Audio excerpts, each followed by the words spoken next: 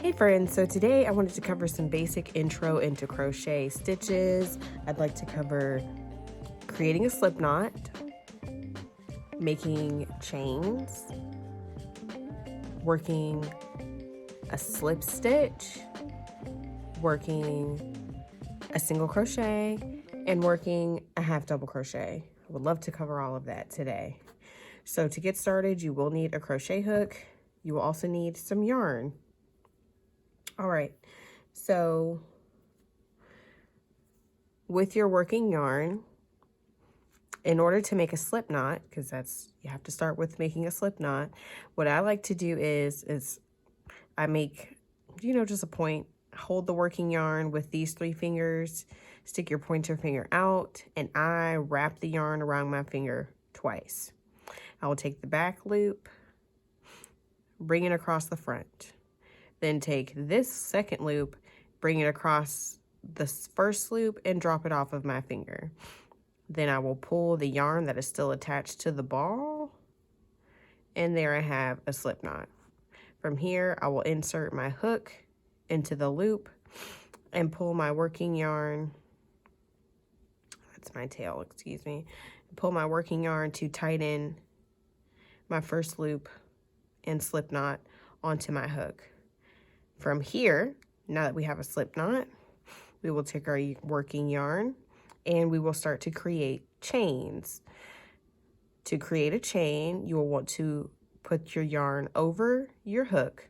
So you are going from around the back to the front to yarn over. Then you'll pull that loop through the first loop that was on your hook to create your first chain. And we're going to repeat that. Yarn over. And remember to yarn over. The yarn is going from behind the hook, crossing over to the front. Then you pull it through the loop that is on the hook to create your chain. So now we have 2 chains here. Remember, the loop is on your hook. This is what we're going to make our 3rd chain. Yarn around to yarn over. Pull through. And you'll get used to this steady motion of wrapping the yarn around the hook, around and over. And it's called a yarn over because the yarn is laying over the neck of the hook. And you're just going to pull that. You'll do this to create as many chains as you like moving forward. I've just made 1, 2, 3, 4, 5, 6, 7, 8, 9, 10, 11 chains. And I think for a swatch, just to do some introductory stitches, this is going to be great. All right. So to work back down my foundation chain, instead of working into the very last chain or stitch that I've made, I'm going to work into the second chain from the hook. So this is considered my turning chain. And some people like to crochet into just the first loop that they see, but to create an even tension, I'm only going to pull this out so I can clean that up a little bit. Go back. So now we're back to 11 stitches. To keep an even tension and a cleaner edge, if you flip your foundation chain over, you'll see these back bumps in each stitch or each chain. And you'll want to work into that back bump. Now from here, we're going to work on slip stitches. A slip stitch is essentially a chain, just like these chains that we've previously created, except because it's attached to the chain, it's just going to build your work. So this is another, just yarn over, pull through. Now the difference here is because you're working into an existing stitch, when you yarn over, instead of pulling through one existing loop, you're pulling through 2 loops on your hook.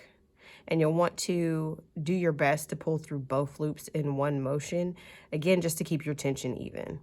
So insert your hook into that back bump, yarn over, pull through. And what I like to do if I'm working on a foundation, a set of foundation chains like this one, I like to pull the chain down. So I'm only working through that back loop or that back bump. And it just makes it easier to get that swift motion through both loops. And for me, when I pull the chain down, I feel like it helps keep all of my stitches is fairly uniform. So slip stitches essentially are worked just like chains. You insert into your stitch, yarn over, pull through.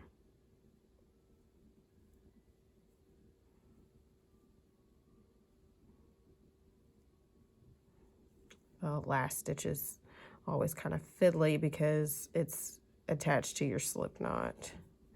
All right, so that essentially is your row 1, all slip stitches.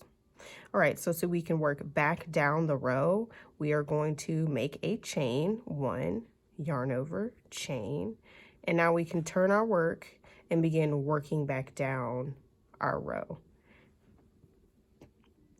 Now, the first row with slip stitches, you'll see these V's.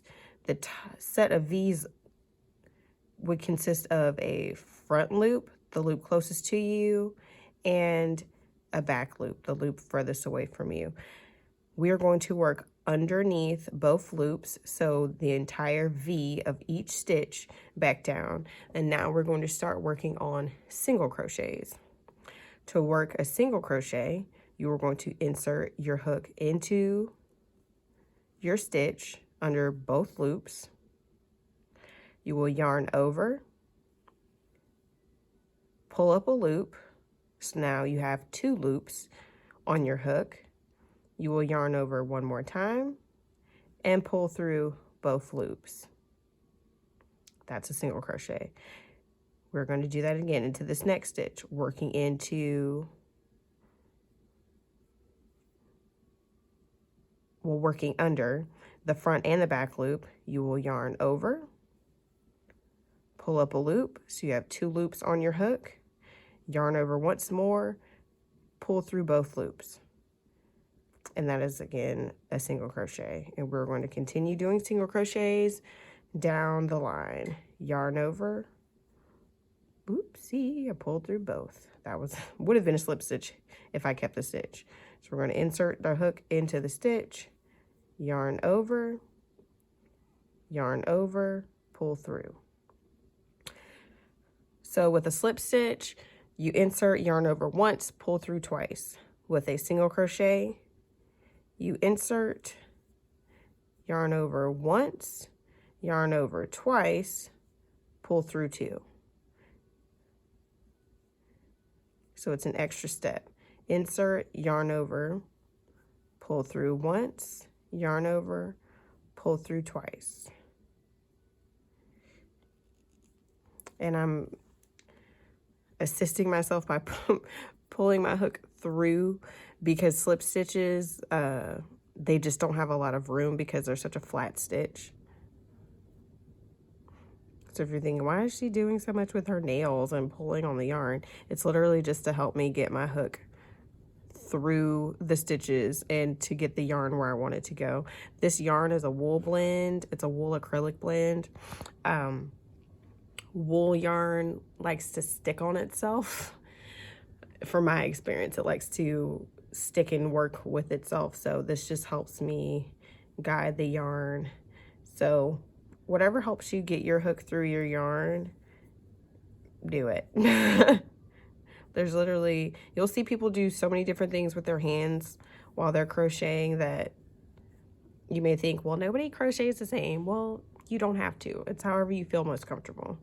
So the slip stitches are flat. The single crochets are taller. They're not that tall, but they have more height to it because of the extra yarn overs. Now that we've got to the end of our row, we are again going to chain 1 and turn. So now that we have worked a row of slip stitches for row 1, a row of single crochets for row 2, we are going to go even taller and work a row of half double crochet for row 3. Now, half double crochet, you are going to yarn over, insert your hook into the stitch, yarn over, pull up a loop, and you should see 3 loops on your hook. From here, you'll yarn over once more, pull through all 3 loops. That's a half double crochet.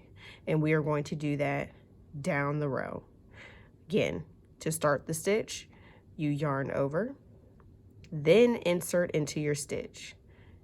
Yarn over a second time, pull up a loop so you have 3 loops on your hook, yarn over a third time, and pull through all 3 loops. Again, starting the stitch, yarn over, insert hook into the next stitch, yarn over a second time, pull a loop, yarn over a third time, pull through all 3 loops.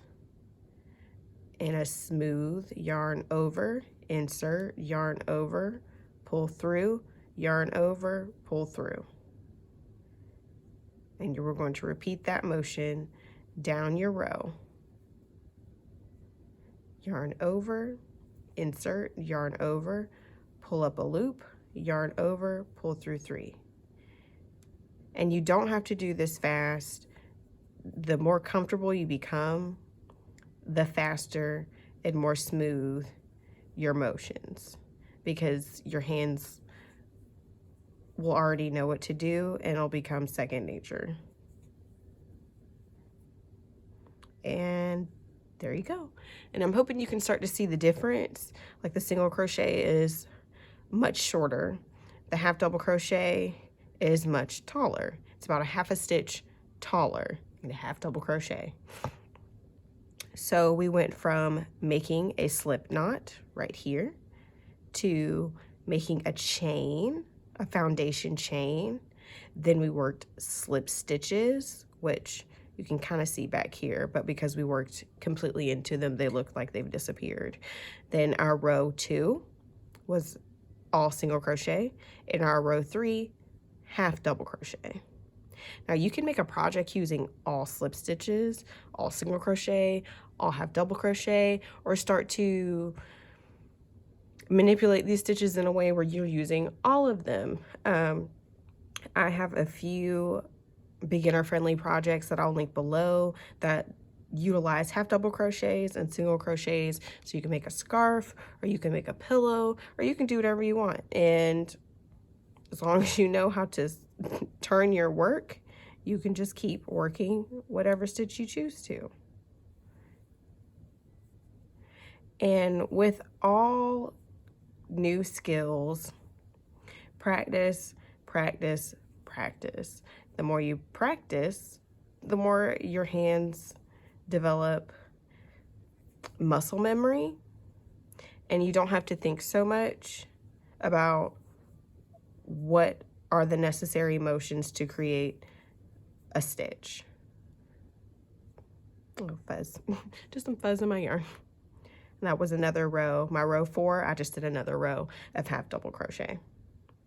And that's it, guys. I hope that you found this tutorial useful and you were able to learn something new. I'm going to continue going over more stitches and help build your stitch library for crochet. And I want to get into building a stitch library for knit too, because why not? All right, friends, thanks for tuning in. I'll catch you on the next one. Bye.